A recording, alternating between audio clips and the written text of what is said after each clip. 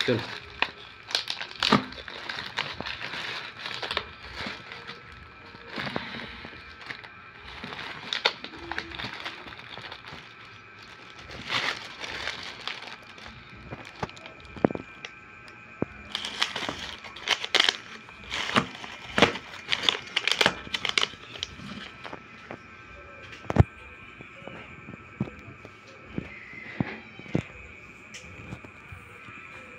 Ito kaput.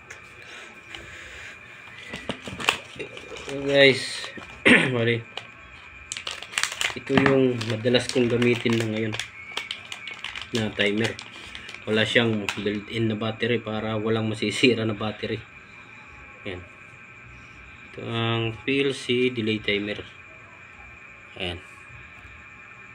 Kasalukuyan ko ngayong nagiging paborito ito kasi nga madali siyang i-set up.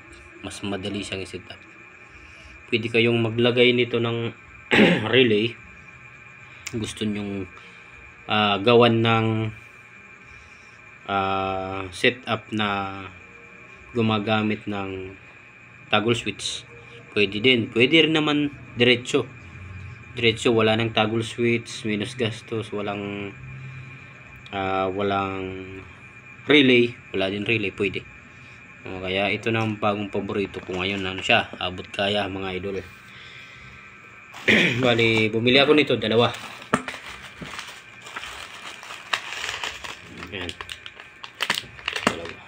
Kaya lang, hindi natin ito mapapaandar pag wala tayong power adapter na 220 AC at yung output niya ay 12 volts. Yun ang kailangan natin. Hindi natin to pwede direkta kasi nga nasa 12 volts siya DC. Kaya dapat gumamit tayo ng gagamit tayo ng adapter na 12 volts AC.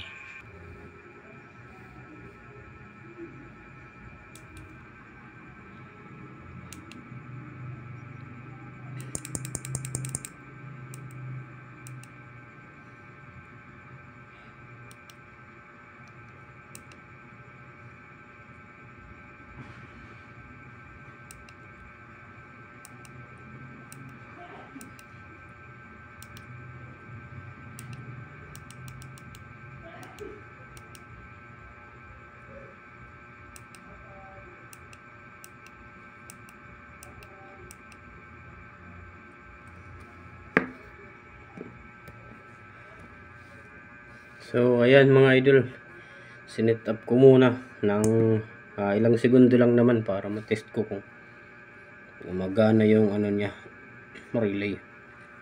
So far magana naman. Okay, ganito nga lang, medyo mababa ang presyo nito pero hindi natin ito mapapaandar ng direkta. Kailangan natin ng adapter. Ayan, at least 2 amperes, 12 volts 2 amperes. Ayan. So mas ang kinagaganda kasi nito, hindi tulad ng brand na Sino timer na pag nag-sleep siya, magsi-set up ka na naman uli tapos wala na yung dating setting mo. Ito kasi wala siyang battery. Wala siyang kailangang i-maintain kasi yung pag na-drain yung battery ng Sino timer na may built-in na battery, kahit anong model, basta Sino timer na brand na merong battery, talaga namang aandar yun pero matagal uli kasi nga na-drain yung battery pag na-stack up, na-standby yung incubator or sa kahit anong paglagyan yung timer na yun. Ngayon pag umandar siya, bagong setup na naman, tapos biglang pag matagal na, medyo may katagalan na, talagang hindi na yung bumabalik na aandar. Pag sleep niya, na-drain yung battery, tuloy-tuloy na. Ito siya, wala siyang battery. Pag sinaksak mo siya gamit ang adapter, talagang ganun pa rin yung setting mo, hindi mo babago. Pag hindi siya umandar, it's either sira itong timer mo, o di kaya hindi nagsusupply ng kuryente itong adapter mo. Yun lang yun. Pag hindi ito gumana, either ito may sira or ito may damage din yung adapter mo. Yun na yun. Wala ka nang ibang i-check. Okay. Thank you guys sa panonood. See you in the next video.